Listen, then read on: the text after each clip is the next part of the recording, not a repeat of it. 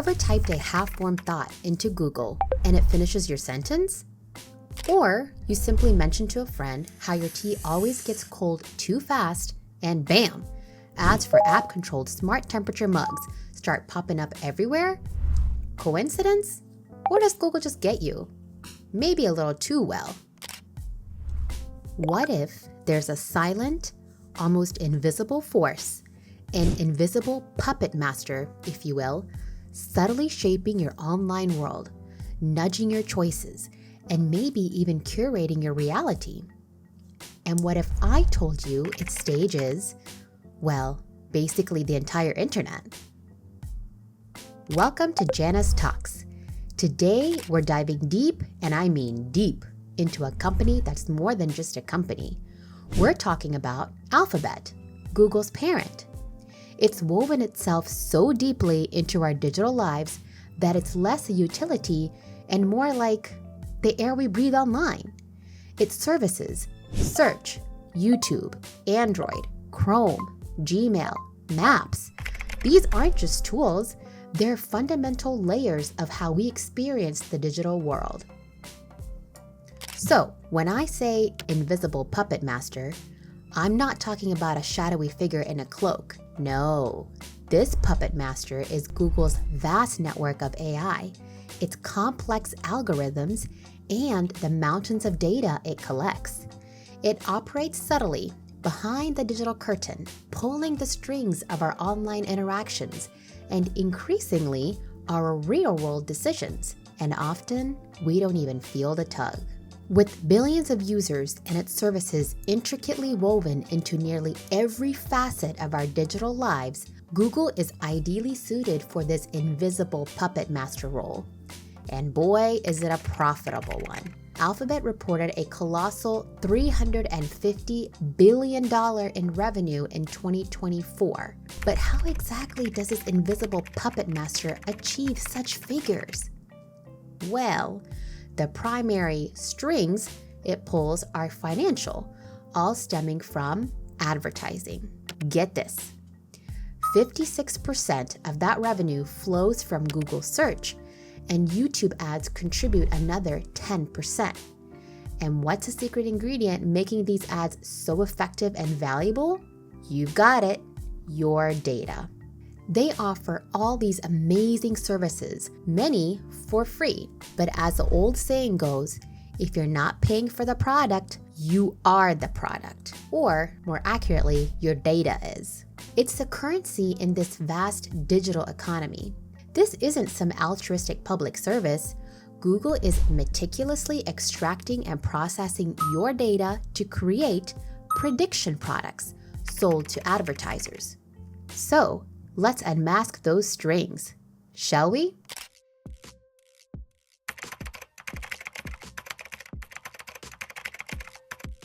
To understand how this puppet master works, we need to look at three key things: its brain, its hands, and how it tightens the strings.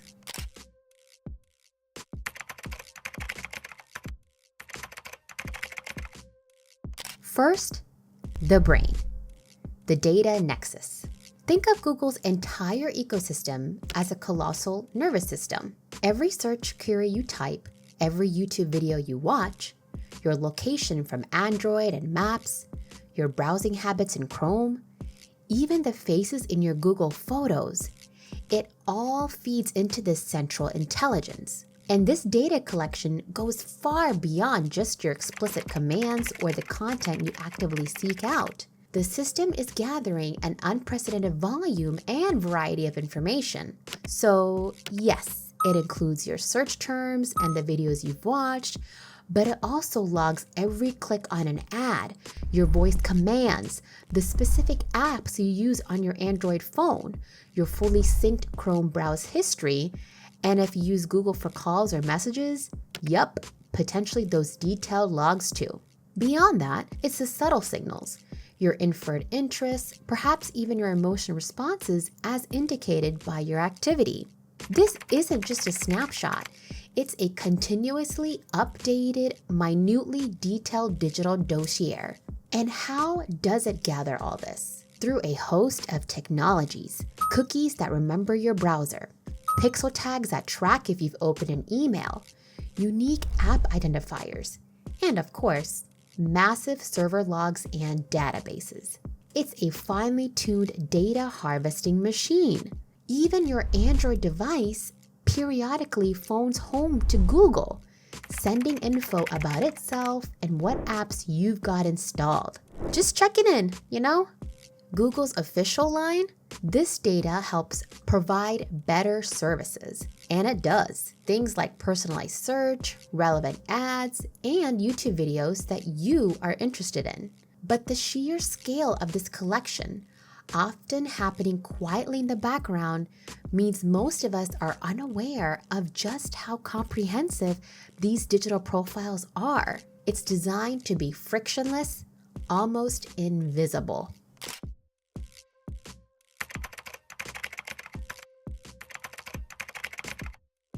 Next, the puppet master's hands. Advanced AI and machine learning algorithms. These are the unseen workers that sift through that ocean of data. They parse it, categorize it, connect the dots, and ultimately build those incredibly detailed user profiles that allow for algorithms to truly start pulling the strings. Think about Google search. Its RankBrain algorithm uses AI to understand the intent behind your sometimes vague searches, learning from billions of past queries to give you what it thinks you want. It's not just matching keywords, it's interpreting meaning. And guess what? Data from Chrome users, like what you click on and how long you stay on a page, can feed into these ranking decisions. Then there's YouTube. A whopping 76% of what people watch comes from its recommendation algorithm. These algorithms are designed to maximize your watch time, learning your preferences, and serving up more of what keeps you glued. And we all know how well that works when you just meant to watch one quick video. Crucially, this isn't just about one service. Data from your YouTube history can be combined with your search history, your Android app usage, and your Chrome browsing history. Watched a bunch of travel vlogs on YouTube? Don't be surprised if you start seeing flight deals and ads on other sites using Google's ad network. It's all interconnected, creating a 360-degree view of you. The research I did even suggests YouTube can sometimes identify you even if you're logged out, using things like your IP address or cookies. Spooky, huh?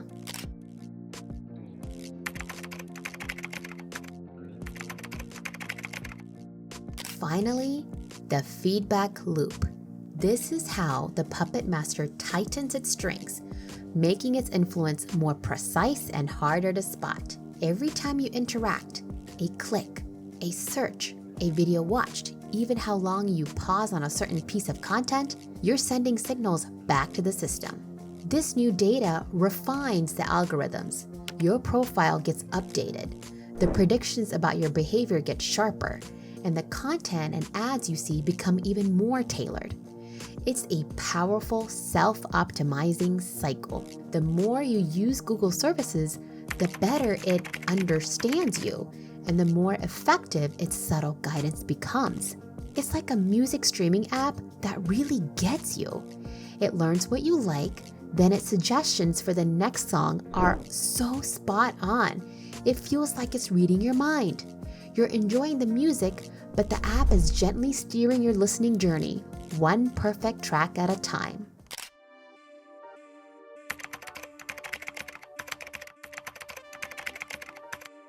So we've seen the brain, the hands, and the feedback loop. But what does this puppets dance actually look like in our daily lives? How does this curated information flow reshape your reality?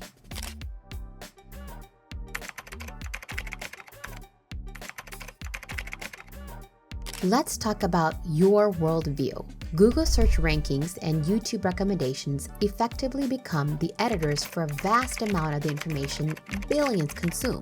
Think about it. How often do you go to page 2 of Google search results? Exactly. What you see on that first page or what YouTube autoplays next significantly shapes your understanding of an issue. This leads to what we call filter bubbles or echo chambers. The algorithms prioritize content based on your past behavior and perceived interests. So, you tend to see more of what you already agree with. While this can feel validating, it can also limit your exposure to diverse viewpoints, subtly reinforcing your existing beliefs and potentially making it harder to understand perspectives that differ from your own. Research on YouTube, for instance, found its algorithm can push users into very mild ideological echo chambers, where content is pretty similar to what they already believe.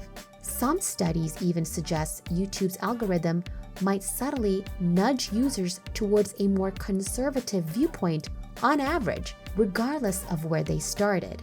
What about news and opinion? Google is a massive gateway. By elevating certain news sources or interpretations in search results or feeds, it wields subtle but significant power in influencing public discourse, acting as an unseen editor of global information. Now, Google says its aim is to show relevant, high-quality results, but critics point to a feedback loop. If your own biases lead you to click on certain types of stories, Google learns to show you more of that. So, the bouquet of messages, as one source puts it, can become quite limited. There's even a concept called the Search Engine Manipulation Effect, or SEME. This theory, from psychologist Robert Epstein, suggests that search rankings could, hypothetically, shift consumer preferences and even voting preferences significantly, potentially impacting elections. Google, for its part, denies re-ranking results to manipulate sentiment or favor political candidates.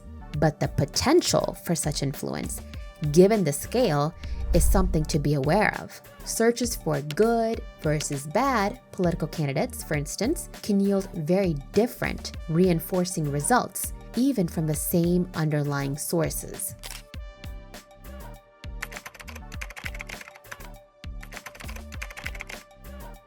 Beyond shaping what you think, this invisible influence can also guide what you do.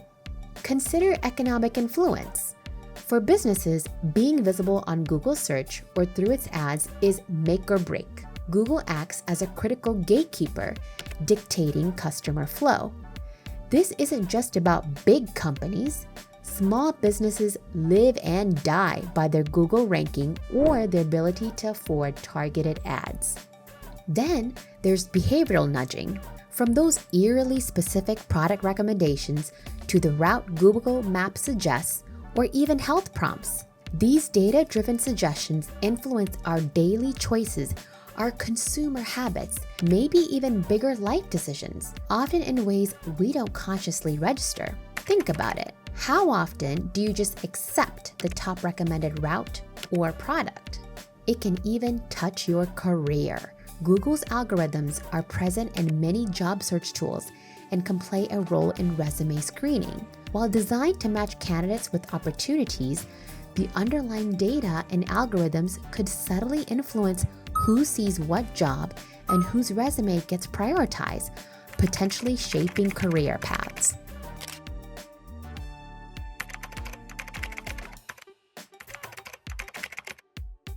And the Puppetmaster stage isn't just your phone or computer screen anymore. Its influence is extending into our physical world. Think smart homes with Google's Nest, collecting data about your habits within your home, or the AI powering autonomous vehicles, like from Google's sibling Waymo. These new frontiers mean even more intimate data collection and potentially more avenues for influence. Google has poured $150 billion into R&D over the past 5 years, a big chunk on AI, and even its own AI chips. This isn't just about today, it's about solidifying control for the future. All right, we're digging into some pretty heavy stuff here, and there's more to come. If you're finding this breakdown of Google as the Invisible Puppetmaster eye-opening, or if it's making you think, then please do give this video a like. It really helps the channel. And if you haven't already, hit that subscribe button and the notification bell so you don't miss out on future deep dives on finance, markets, and the systems that shape our world. I'd also love to hear your thoughts. Have you ever had one of those Google reads my mind moments? Share your experiences or any questions you have in the comments below. Let's get a discussion going.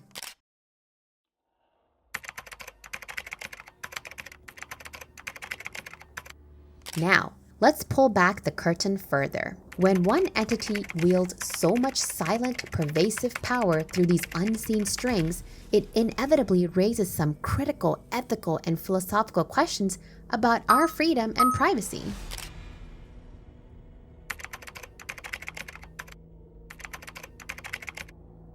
First, transparency and accountability, or the lack thereof. A major issue is the black box problem. Google's algorithms are incredibly complex and, crucially, proprietary.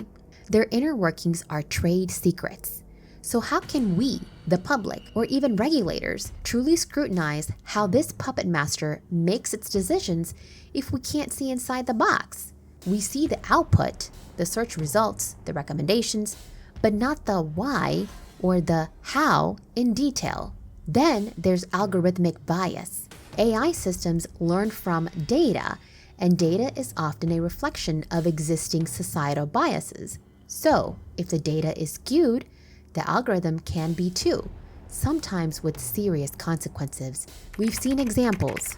Google Translate historically showing gender stereotypes, like translating a gender-neutral phrase for engineer to he is an engineer, and nurse to she is a nurse. Google search results for terms like Asian girls have, at times, produced highly sexualized and pornographic content, even without that intent from the user. Targeted ads on Google have been implicated in disproportionately steering African American students towards for-profit colleges that might not offer the best value. These biases can perpetuate or even amplify societal inequalities, all under the guise of neutral technology. And accountability, holding a global entity like Google accountable is a monumental challenge for governments and individuals alike. Its sheer size, its cross-border operations, and the complexity of its technology make oversight incredibly difficult.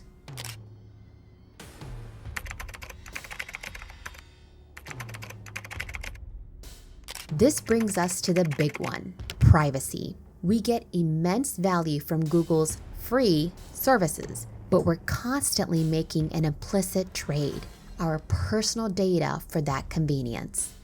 We're allowing the puppet master more control in exchange for these tools.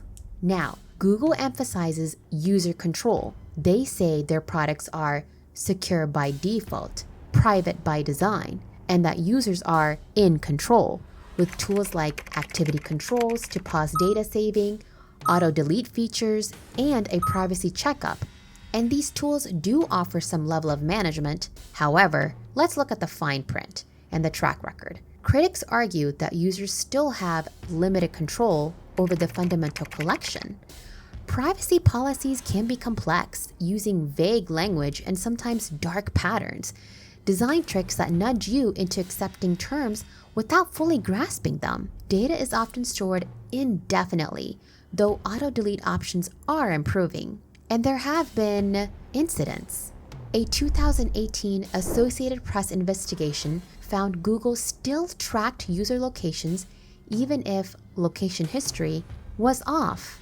There were reports of third-party app developers getting access to Gmail messages. Google was fined by the FTC for tracking Safari users even when they thought they weren't being tracked. So, while tools exist, the reality of pervasive surveillance versus the illusion of control is a key contradiction. This all begs a fundamental question. Who truly owns your digital identity and the data that lets the puppet master operate? Is it you or the entity that collects, analyzes, and monetizes it?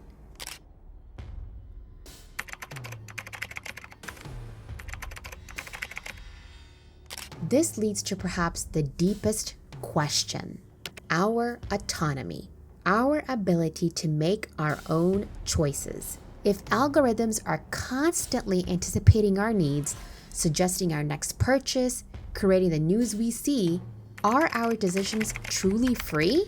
Or are we being subtly guided, our actions shaped by the puppet master's invisible influence? I call it the illusion of choice. What are the long-term implications for critical thinking when our information is so consistently filtered and personalized? If we're always shown what we want to see or what an algorithm thinks we should see, does that diminish our ability to seek out diverse information independently, to challenge our own assumptions? In my opinion, this is a threat to existential autonomy, our fundamental right to decide how we live and interact with technology. If our lives, choices, and information are constantly shaped by algorithms we don't control, are we risking an illusion of freedom? And let's not forget the attention economy. Google's business model, like many online platforms, is designed to maximize your engagement, your eyeballs, your time. This is often achieved by tapping into those very feedback loops we discussed. But is maximizing engagement always aligned with our well-being, or with getting balanced, truly informative content? Or does it just keep us clicking, watching, and feeding the machine?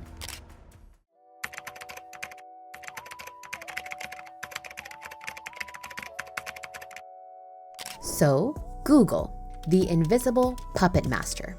We've seen how its vast data collection and sophisticated algorithms act as unseen mechanisms, subtly shaping our digital realities, influencing our choices, and raising profound ethical questions about privacy, autonomy, and the very nature of information in the 21st century. Its business model, transforming our data into profit, drives this continuous expansion. Now, the point of all this isn't to scream Google is evil and tell you to go live in a cave, though a digital detox now and then probably wouldn't hurt any of us. These services, search, maps, YouTube, Gmail, they offer incredible value, convenience, and access to information for billions. Many are free in monetary terms. The critical takeaway here, the number one thing I hope you get from this discussion, is the importance of awareness. Understanding how this invisible puppet master operates, recognizing the subtle pulls on the strings, knowing that your data isn't just disappearing into the ether, it's being used, analyzed, and monetized, often to create those prediction products that influence what you see and do. The aim is to empower you, the viewer, the everyday Joe or Jane, to encourage you to be more conscious of your digital footprint. To question algorithmic recommendations sometimes, maybe click on page 2 of Google search occasionally, to seek out diverse sources of information. And yes, to engage with those privacy settings and understand what you're sharing. Google provides tools and it's worth understanding them, even if, as we've discussed, the control they offer might have limitations when faced with the sheer scale of the ecosystem. Ultimately, if you understand this dynamic, the data you provide in exchange for the services you receive, and the potential for that data to be used to subtly nudge you, and you're comfortable with that trade-off, then that is absolutely your informed choice. The goal here isn't to dictate that choice, but to help ensure it is an informed one. It's also important to remember this puppet master isn't operating entirely unchecked. There's also a growing global pushback.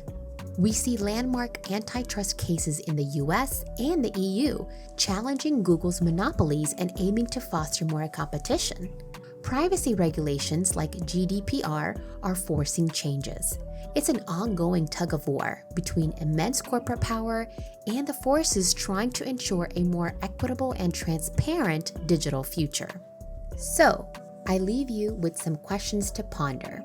How much control are you willing to cede to an invisible puppet master, no matter how convenient its services? What responsibilities do we, as users and citizens, have in shaping a future where algorithms and the data they run on hold so much sway over our lives and societies? How do we ensure these powerful tools truly serve humanity rather than subtly directing it? That was a deep dive, folks. Thank you so much for sticking with me through this exploration of Google and its pervasive influence. I hope it's given you some food for thought. What are your biggest concerns? Or perhaps, what aspects do you find most beneficial about Google's ecosystem, even with all this in mind? Let me know in the comments below. I read them all.